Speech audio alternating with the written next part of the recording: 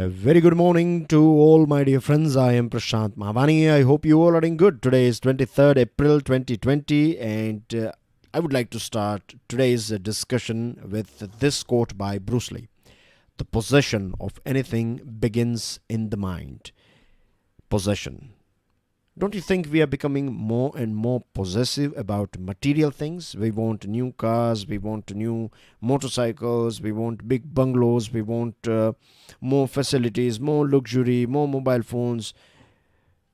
And this possessiveness has created a very unsustainable world around us. We are going to talk about it, or you can directly relate this quote with this article here, A Time for Planetary Solidarity. But before that, I would like to introduce all of you to our smart courses. As you can see on your screen, you know the faculties, you know their names, you have gone through their videos from our platform. So you know the quality of lectures that these faculties deliver, and they have designed this smart course, which is very important for your preparation. If you are preparing for UPSC Civil Services Examination, our smart course covers both pre as well as mains examination. Apart from these faculties, there are few IAS officers. They have also contributed their expertise in designing this course. EMI is also available. To find out more about it, all you have to do is download our application on your mobile phone. Now, coming back to briefing of these articles that we have on our table today. First of all, I would like to give you a brief about this article. This article is talking about post-lockdown China, the way things are going to change, or the way things are going in China at present, and the way things are going to change in India and different parts of the world. We can learn something from China, how China is doing things after this lockdown. So one thing that I find quite interesting in this article is about health QR code. It's something new. Health QR code of individuals. So let's say you have your smartphone, right? This smartphone, you have to download one application, and this application will keep an eye on your movements, like how many people you have met so far, your traveling habits or your traveling history of recent past. And based on this QR code, let's say if you're working in an office, then your office people, they can scan this QR code, and from this QR code they can come to know like how many different places you have been there. And based on that, basically this QR code or this app will calculate, or after calculating, it will put you in various different categories. Like let's say if you are in green category, you have never been out in recent past from home, you have directly been to your office, your loved ones or your family members are also safe, they don't have any coronavirus or anything, so you'll be in green zone or in green category. So you can visit office, you can go to office, and you can work to office, and then you can, if you're using your own car, right, and if you're coming back and forth from office to home to office, then you are safe, so you can do that. But if someone who has been to various different places using this QR code, he or she will be asked to work from home so that every other people can stay safe. So this is just a glimpse, and I think various different countries, they will have their own ways of doing things. There will be few best practices, but this one is about future. This article is talking about what the world will be like, but I think it will all depend, means we'll see a sort of customization. Every country, they have various different infrastructure, various different facilities, rules and regulations. So based on that thing, we will see a different way of life in different countries. Post-lockdown, I'm talking about post-lockdown life. So it all depends, and we have to wait and watch for some practical solutions as well as practical way of life. Second one is about exploiting a pandemic. How USA, Mr. President has just released, or he has came out with this idea that he will not allow any immigrants for time being, so that the country can be protected from this coronavirus. But we all know that USA is number one as far as this death figures, as far as this number of cases are concerned. So if you are going to stop a few people coming into your country, this is not going to stop the things that are, or this is not going to make you a sort of victor in this fight against coronavirus.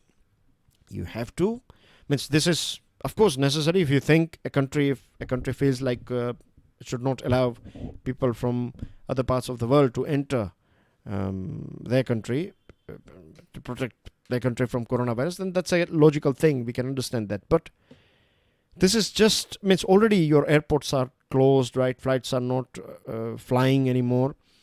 So this rule is just going to be on paper, and this is the main reason why this particular move is criticized. It is seen as a political move. This is something that Mr. Trump is exploiting this whole pandemic for the upcoming presidential election. So these two articles are about that. The third one is very interesting, a time for planetary solidarity. Dear friends, if you want to download the PDF of today's lecture, do check out my Telegram channel. Please make sure that you share this lecture with other students. Hit the like button if you have learned something from today's discussion, and don't forget to subscribe to our YouTube channel.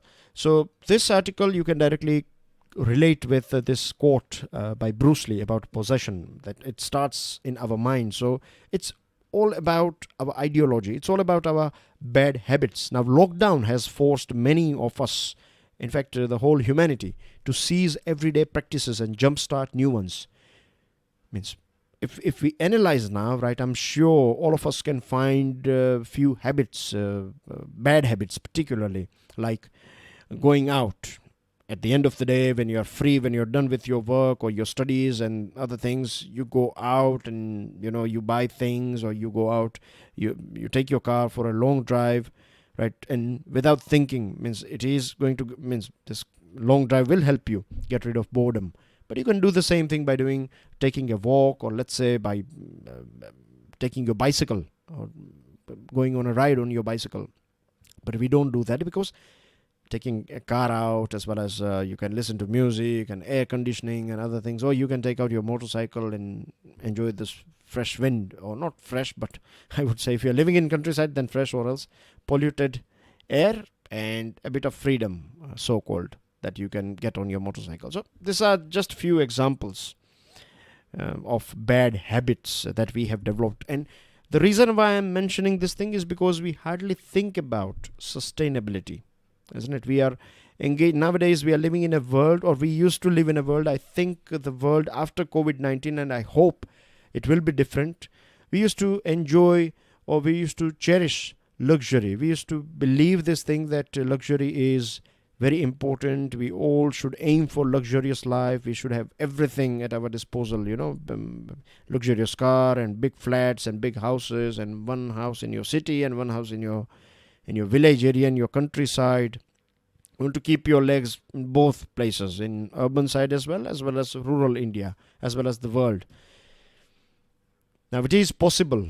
That's what the biggest lesson that we get from this lockdown is, that it is possible. We can change our habits, particularly the bad habits. We can certainly drop them. One thing we have to understand is that no matter how good leadership you have, no matter how good quality and strength of local institutions is there, local resources, or your altogether resources, and proper communication, awareness, even after having all these things, right, if you are doing everything that is possible, every trick in the book, if you are applying it then as well, if people will not cooperate, then we will not be able to change the way things are going on. And we have to understand this thing, that coronavirus is not that big when you compare it with global warming and catastrophes, this macro level catastrophes that will hit our world. And it's not that far from us as well. And we have always seen this thing, that whenever we are hit by any crisis, it is always the poorest people, it is always the poorest countries, right? They are the worst affected.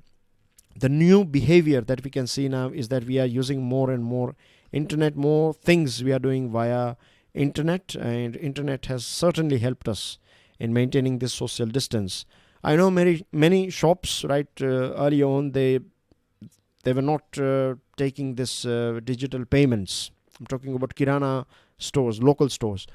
They were very reluctant in changing their old habit. It is again about habit, that we were very reluctant when it comes to, like, we don't take digital payments. It's too much of, we are not that digitally literate, or fraud, chances of fraud. Then they say that they don't have the technology, and so many excuses were going on. But now they don't have any option for their own safety. They are not happy in touching this physical currency notes. They feel more safe if people are paying online. Means I know few shops, they are insisting like, if you can pay online, then do it. Ask your husband, he can pay online. You can give him a call and he can make online payment on this number. They are insisting. So this has helped us. I think more digitization is going to take place after this lockdown and during this phase as well, because of this coronavirus. More people will work from home, and the way things are going on with offices, I think it will change as well. You don't need big offices. If let's say you have a capacity of 50 people, but now if 25 are going to work from home, then you don't need big spaces for your offices. Only those items that you cannot do from home will be allowed. If one of your employee is not having that facilities at home, then they will be allowed to go to office if they are clean. When I say clean, I mean to say if they are coronavirus free, then they will be allowed, or else they have to work from home. This will reduce travel needs, less pressure on your public system, less greenhouse gas emission. You can spend more quality time with your family. You can work at your peak hours. You can be, we all have our peak hours. There are a few phases in our day where we are at our best, right, as far as energy is concerned. So this flexibility of working from home it has pros and cons, right? But if we look at pros, then it will help us to give our best. That's what I think. That's what I know this thing because I have this experience of working from home from like more than 2.5 years. So I can tell you this thing. It gives you that flexibility that you can pick the best time. That you can give your best. So this is something that we should look for. This also reminds me of Bonn conference. I have a question for you. Bonn is a city in Germany, Bonn, Bonn, Germany, and a very important conference of party under this umbrella of United Nations FCC was conducted here. And I have a question for you. This Bonn conference was, the number of this COP was what? 21, 22, 23, 24. Every meeting they have this number. So give me the right number of this Bonn conference.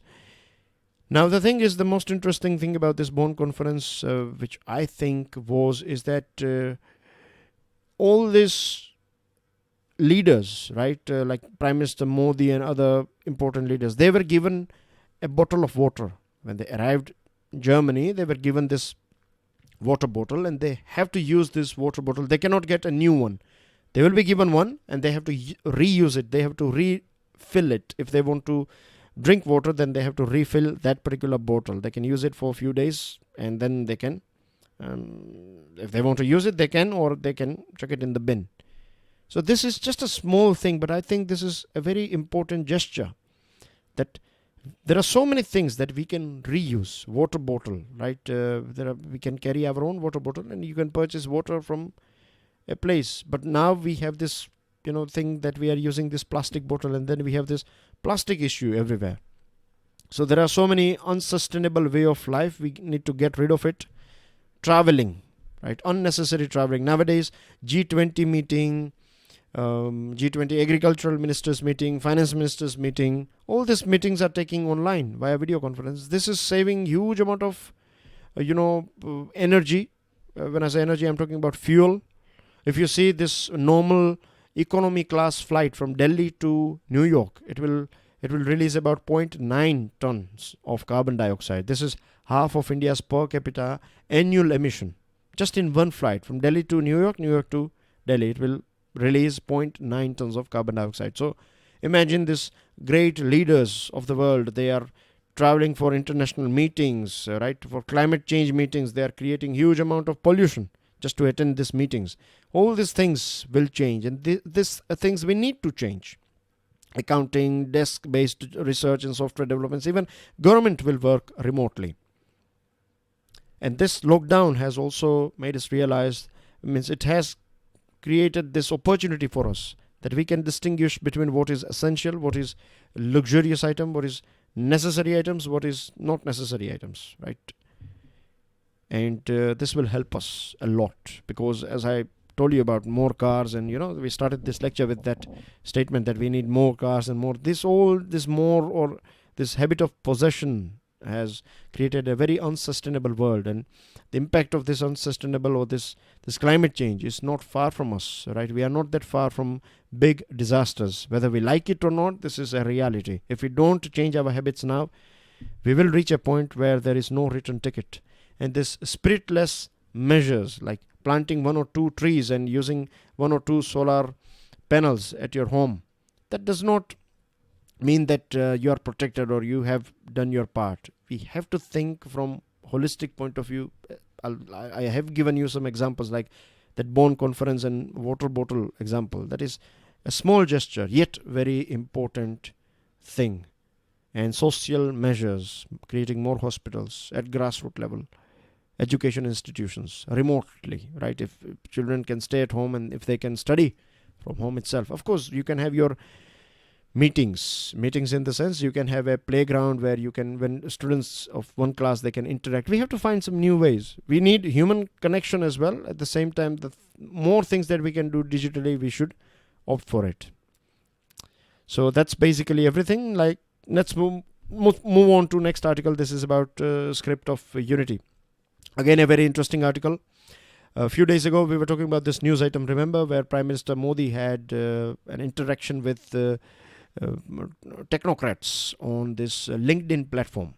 And Prime Minister has particularly talked about race, religion, color, caste, creed, language, borders. He said that this COVID-19 will not recognize any of these things, right? It is equal for every one of us. And he also talked about this thing called unity. He said that with unity and fraternity or brotherhood only, you will be able to fight this coronavirus. Now, there are a few countries, there are a few organizations like OIC, then you have this US Commission on International Religious Freedoms. These organizations, they are saying that there is a stigmatization in our country, a particular community is being targeted here, this sort of, I don't know why they are saying this sort of things, but I think they should look after their own back. There is nothing like that happening in our country, right? We have seen some positive cases as well. Positive in the sense, some another community person passing away and another community people, they are gathering together and they are doing their last rites things and other things. So our country has always been secular. Secularism is way of life in our country. Of course, you will find few people. They are in 0.001%. They will create all these troubles, and they have this agenda to create these troubles in our country. And their agenda is not for any particular community and against any particular. Their agenda is against humanity. So we have to understand this thing. We cannot let these people win. And there are few medias as well, media sources. They have their own agenda. But we are living in society, so we should keep our eyes and ears open and keep this power of discretion on. That this sort of agendas, we should not allow it to penetrate in our society. This negative things that can create cracks in our society between communities. This is not acceptable, and this is not part of our moral fabric as well. Recently, Indian diaspora in UAE, they were passing some negative comments about a particular community. And Indian ambassador to UAE has reminded our expatriates that discrimination was against our moral fabric and the rule of law in UAE. UAE is very strict about this sort of discrimination. I think in India, we need to have a proper rule for this digital behavior. I see many people, they are using foul language and saying so many rubbish things about various different communities. They are fighting each other on Facebook and in comment section of YouTube videos and other places. They know this thing, they can do this thing because they know that no one is going to catch them. They are going to be free. Nothing will happen to them. But there are a few countries. In those countries, if you do the same thing, right, you will end up in jail. Over here, we have not developed those things. So this is the reason, means no one knows how to complain. And even if you complain, there are so many other troubles, like people will not pay that much attention. to this sort of things. But I think this is the right time that we also develop this sort of rules and regulations where people should behave properly. In the same way, if you go in a public place, you cannot behave badly, right? You are responsible. You have to behave in a certain way. That's whether you like it or not. That's your response. If you feel like you don't want to wear clothes, you can do that thing in your bedroom, but you cannot do that thing outside, right? That is not acceptable behavior. There are few things that you have to do in society. In the same way, digital, now more and more people, we are going to be online, isn't it? More people are going to use internet now. Already many people are using it. Millions of us are using, or billions are using it, but more will be using now. So we need to have this proper law so that this sort of things do not take place. And one more thing that I would like to add here is that I think official communication is not that smart. Government is trying its level best to pass as much as of information as possible, but still I see lack of use of infographic, lack of use of smart way of conveying your message. You need to bring on board experts who are best in this thing. They are the best minds, marketing people, branding people, who can come out with great ideas to make things as simple as possible.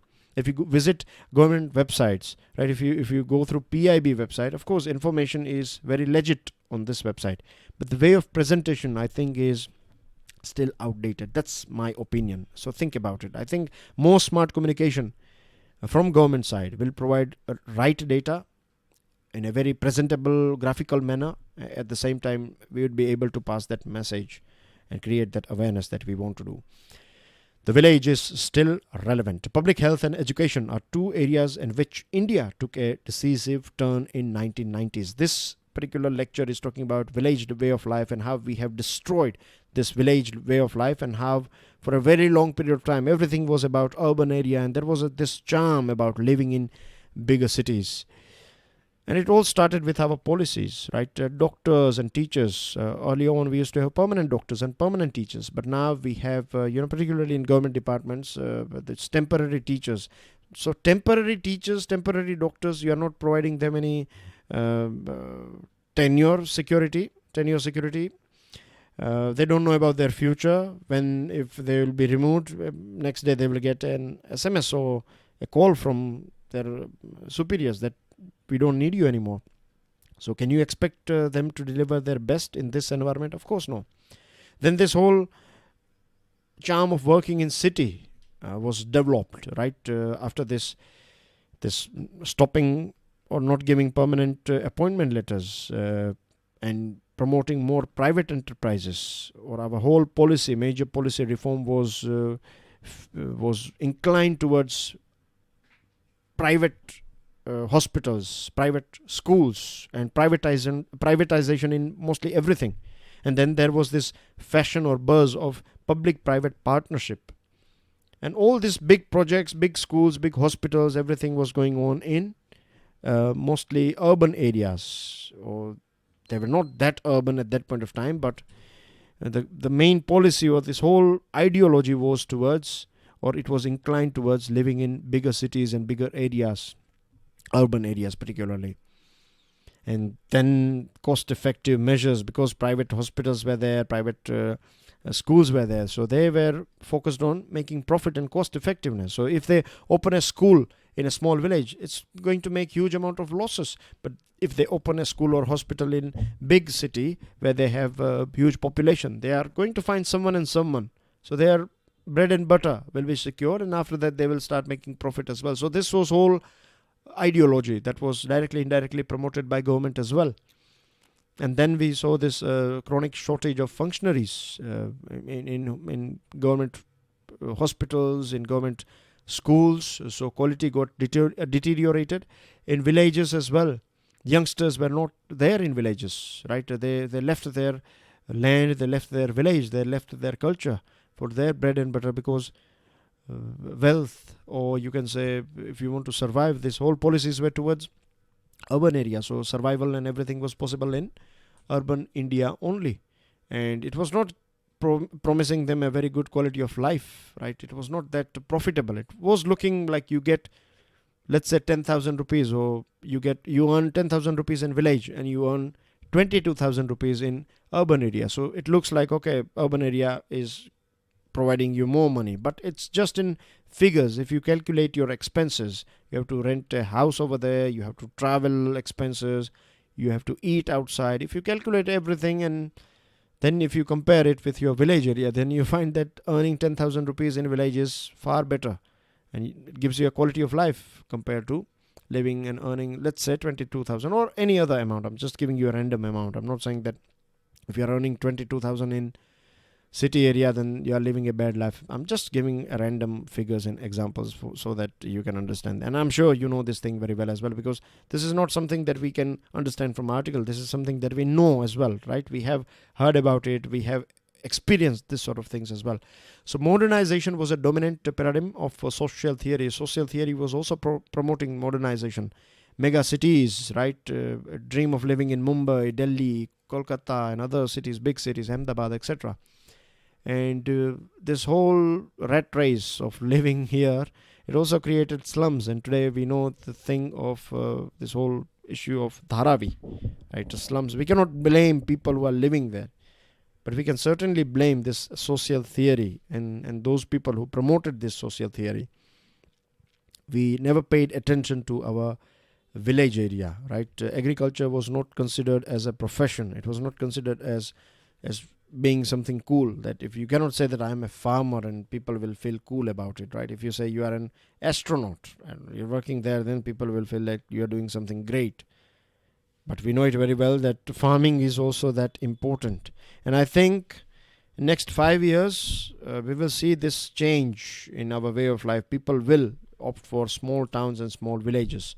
If they will get internet, if they get all these necessary things, electricity. Earlier on, few years ago, even in our country, electricity 24/7 was not possible, was never heard of in many different parts of our villages, in many different pockets of our country. But now this is possible. So this has changed, and I think more factories, small sustainable factories, will go to village areas, and we will have this cluster that if you can have between 5 villages, you can have one school that is nearly equidistant from every village. Transportation facility can be provided. We can have big hospitals between this 5 or 6 villages, or maybe 10 villages. This sort of clusters we can create, and this is how it will be. People will demand for this sort of things. I think after this post lockdown world, I think there will be a revolution. Revolution in the sense, not a sort of aggressive, violent revolution. Revolution in the sense people will demand for things that are important, because now I think we are more aware about what is necessary for our survival, what we need from life, compared to that blind luxury or this chasing luxury and other things. And this has destroyed so many cities, so many countries. In Italy, if you go through Italy, then you find that more people are living in city area. In Western world, right? Villages are nearly empty, and villages are safe over there. Only the city areas have been devastated. So this is also a big question, that the whole world, not just our country, but around the world, we have seen this sort of thing. And it is not promising that quality life as well to people, particularly poor people. That just barely they can survive what they earn. So I think this will change as well. Moving on to next item, pre-retirement and judgments and post-retirement jobs. This article is talking about judiciary, particularly judges. Now, we know that judges, they are independent, and this whole post of judge is designed in our constitution in such a way that they can deliver justice without being dependent on government, right? Their independence is maintained, or they get independence from constitution directly.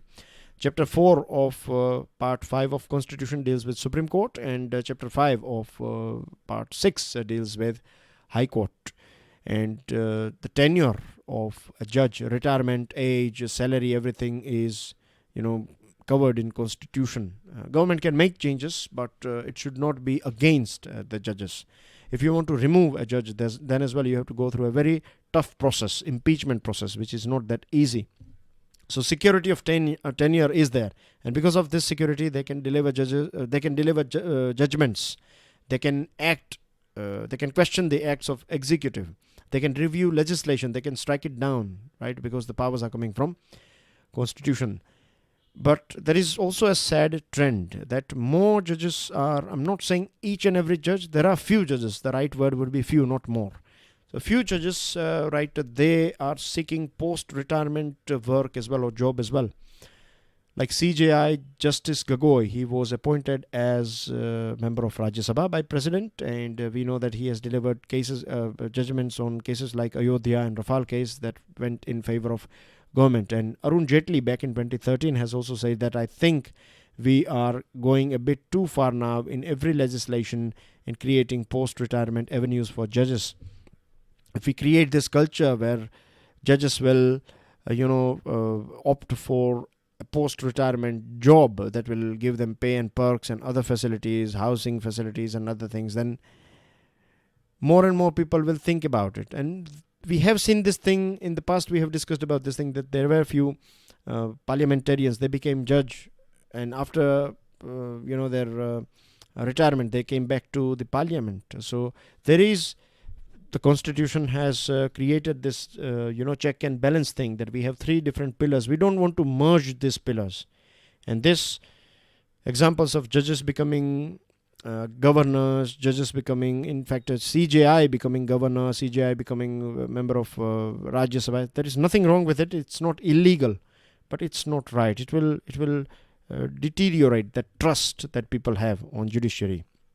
So the solution can be that judges can be compensated by giving their last drawn salary as their pension. If their, let's say, last drawn salary is 2 lakh rupees, then that will be their pension. So money is never a point of attraction for them. Second thing is, if they are healthy and fit, if they can work post-retirement after, let's say, after 60 years or 65 years, if they can work for next 2-3 years, then why? How about increasing their tenure, right? If we can increase their tenure, then we can use that expert person for better delivery justice. And one thing that we have to understand, and judges have to understand, is that they are constitutional servant, right? They are not government servants. Their whole responsibility is towards constitution and not any particular government. Last one is about no transparency in West Bengal. This one is a very sad article that is saying that medical fraternity in West Bengal is saying that the state is reporting fewer cases of coronavirus. 3 healthcare workers got this coronavirus because they were, engaged in this delivery of a baby, of a mother who was suffering from this COVID-19. And the gynecology department at this hospital were aware about the patients, but then as well after a week, these healthcare workers were tested. So this sort of delays are not acceptable. And doctors are also saying these things, that standard operating procedure for COVID-19 death certification is not followed. So if government is hiding these numbers, then we have this example of China. Right? China was hiding this sort of numbers, and the whole world is not happy with China. We don't know what is right at present, but still, as far as media and news are concerned, it is said that China was hiding these numbers. And if West Bengal government is doing this thing, then that's a matter of concern as well as shame for the whole nation and for the whole world, because coronavirus anywhere is going to be a threat for everyone. Confirmed cases crosses 20,000 mark, and nearly 4,000 people have recovered in our country. Attacks on health workers will attract 7 years of jail. This is a very important update by government. Migrant workers give a gift of warm color. As you can see here, these migrant workers, they have free repaired. They have provided their services. They were staying here, so they utilized their time in repairing the schools. So that's a great thing. This is a picture from Bihar. As you can see, construction work is on. People are maintaining social distance and they are working. So that's a great thing. Facebook buys a stake in Jio platform. Together they are going to create a smart app. Cabinet approves a 15,000 crore rupees package for health. 7,774 crore rupees will be used for immediately used, and rest of the money will be used for in next 4 years. 101 arrested in Palghar lynching case. Death toll in Gujarat crosses 103. Mumbai case load increases to 3,683. And Maharashtra government has said that they will try to keep the figure below, or they can keep the figure below 1 lakh. Yesterday we were talking about the 6,50,000 cases may take place in Mumbai alone by 15th May. So state government is saying that they can keep it under 1 lakh, but 1 lakh as well is too much, right? And that's everything in today's discussion. Thank you very much. God bless you all. Jai Hind.